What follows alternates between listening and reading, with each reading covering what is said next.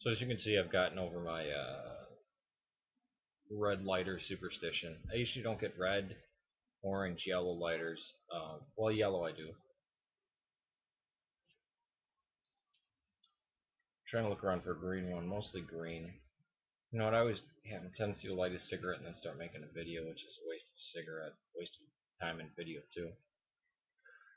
Um, well, the main thing, I'm always asking people what canon would they use? What canon? What canon? The New Testament is the canon of the church. Uh, in the East, minus, I mean, it's more or less the canon of the church. It's not really. Constantine, when he issued the 50 books, he made 50 books and then asked people to put their writing in them. And people theorize what's in there. A lot of times the Gnostics and the New Agers will say, no, the New Testament, that was all of the New Testament. We'll probably had the Shepherd of Hermes and it probably had First Clement. I actually, 10 years ago now. 10, yeah, wow, no, 12 years ago now. I actually made my own, my own New Testament. Well, my own canon. I put together some books that I thought, well, this is what I'm going to read. One of them was this, the Sophia of Jesus, and it was actually printed off of the same one I did this time too, the Gnostic Society Library. I had the Sophia of Jesus. Didn't really understand it back then. That's before I read Irenaeus and stuff like that. 2 years later, I read Irenaeus. Started clicking. Oh, that's right. With the Church Fathers, I really am foggy on the Church Fathers. It's been 10, 8, maybe 7 at the earliest that I've, well, going back to 10, that I've read them. Actually sat down and read them, and it is kind of tedious. You just like sitting down and reading the Bible, especially it's kind of tedious. And when reading Church Fathers, a lot of people, I mean, when I read them, I didn't read them with devotion. It was reading them, trying to comprehend them. It wasn't going through, let's say, how an evangelical with the Bible, trying to. Well, I'm actually, you know what? That's too much of a judgment. I don't know if that's they do, but that's how I would do it with the Bible. I'd have a bunch of different translations.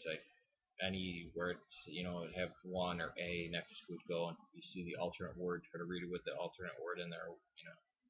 For the most part, translations are pretty good. I think maybe the New Testament might be the best translated work since it's done over and over and over, and it has some very there's a flaw with this though is that the English translations keep trying to base things off of the King James or of how people remember them.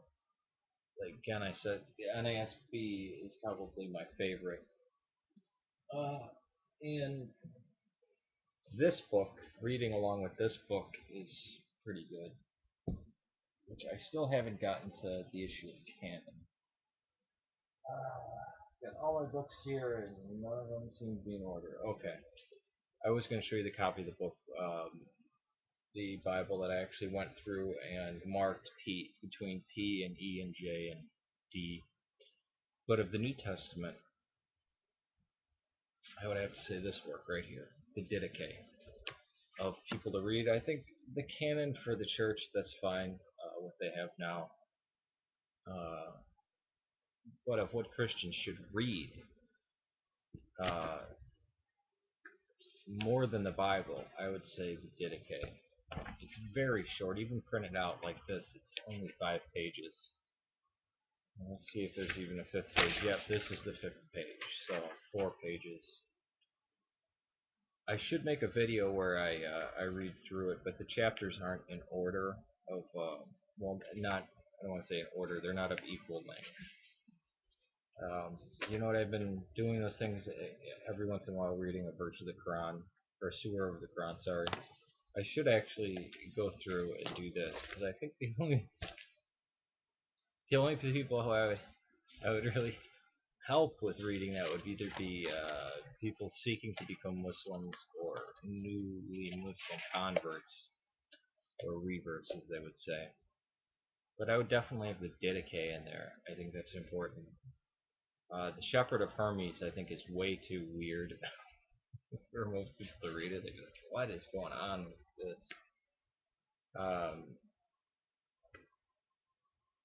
The, the For the purposes of the church, First John, definitely, I'd say all of the works, all of Paul, whether it's pseudo Paul, whether people call it pseudo Paul or not, but all the Pauline letters would have to be in there.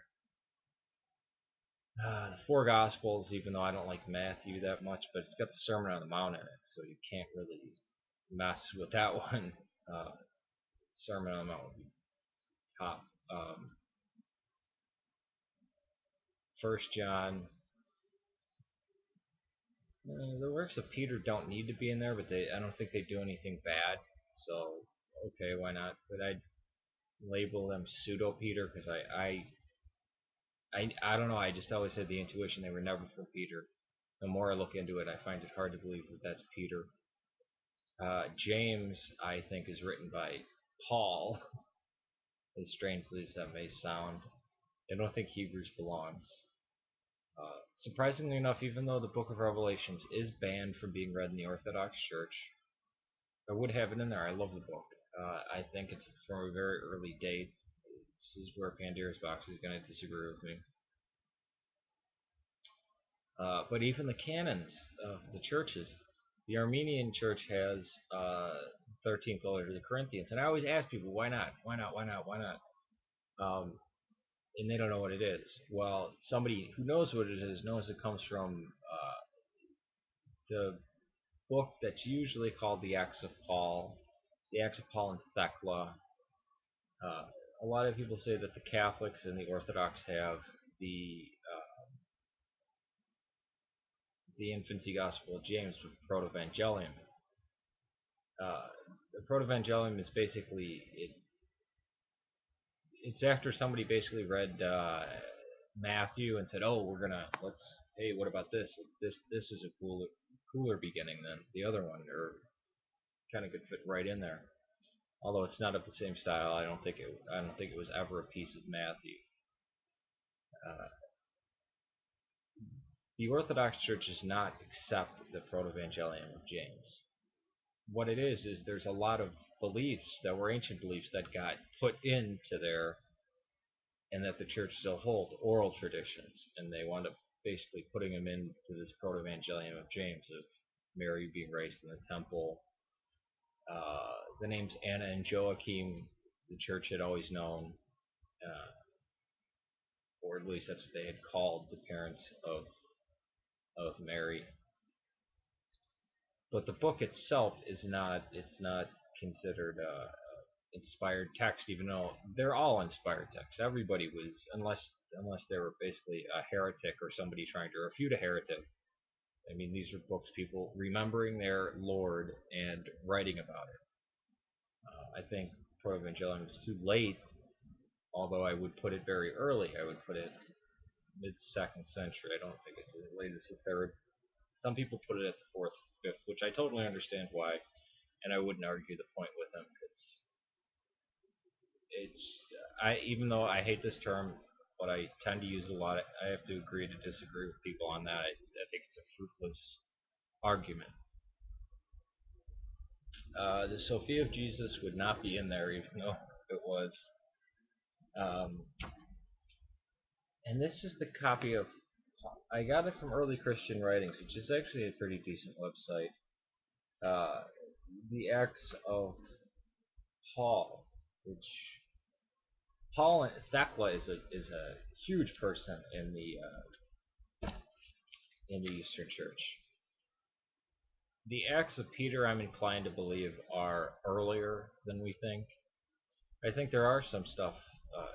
There's a lot of stuff that is probably a lot earlier than we think it is. Mark, I don't think is past 60. I don't think it's past 60. And I think there's a piece of it, which I think it's called the Passion Narrative, uh,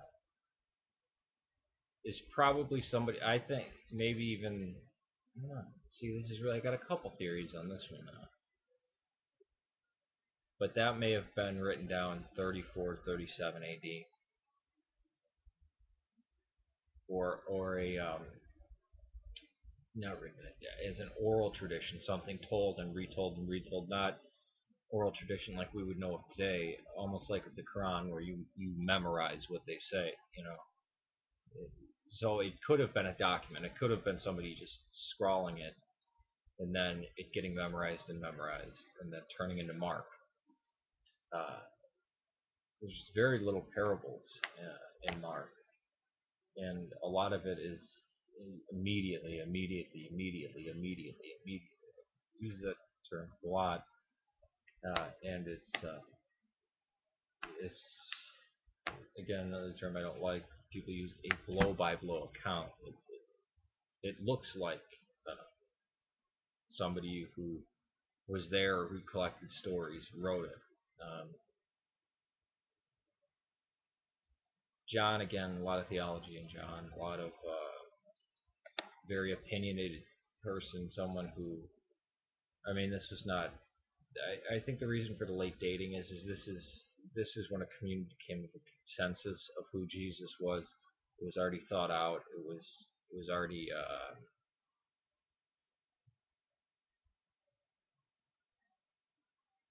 they already knew what they were writing, and it was highly stylized.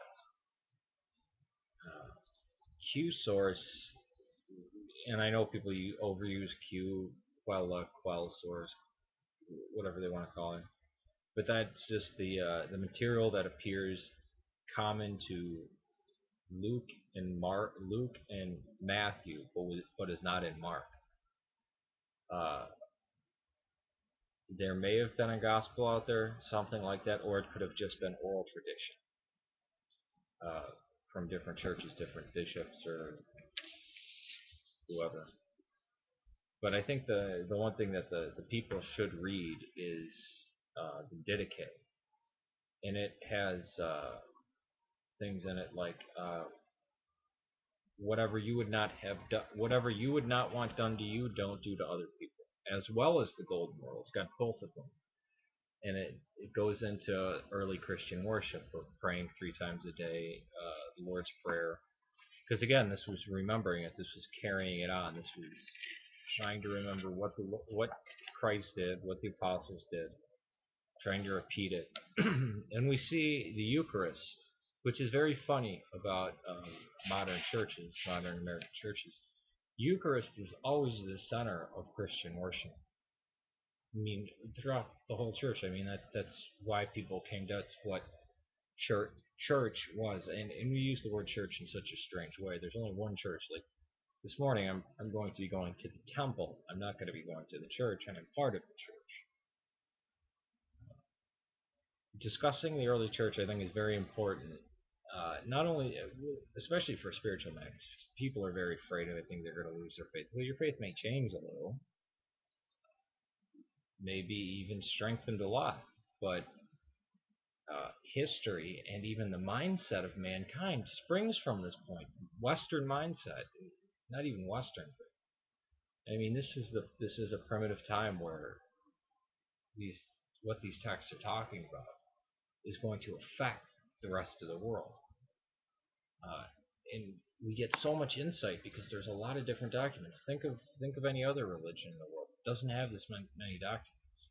And the church didn't say, okay, these ones are fine. We're going to burn the rest of the copies. That didn't happen. I mean, where do they find the Gospel of Philip? In a Greek monastery in Menathos. Um, People were writing and debating, and you could see the different opinions and views of the communities from where these works are coming from. And it's good. It should be sought out where these came from and who wrote them. Even if we can't get so close to the answer, it's still a good question. This video is running a bit long. Peace to you. You guys have a good Sunday.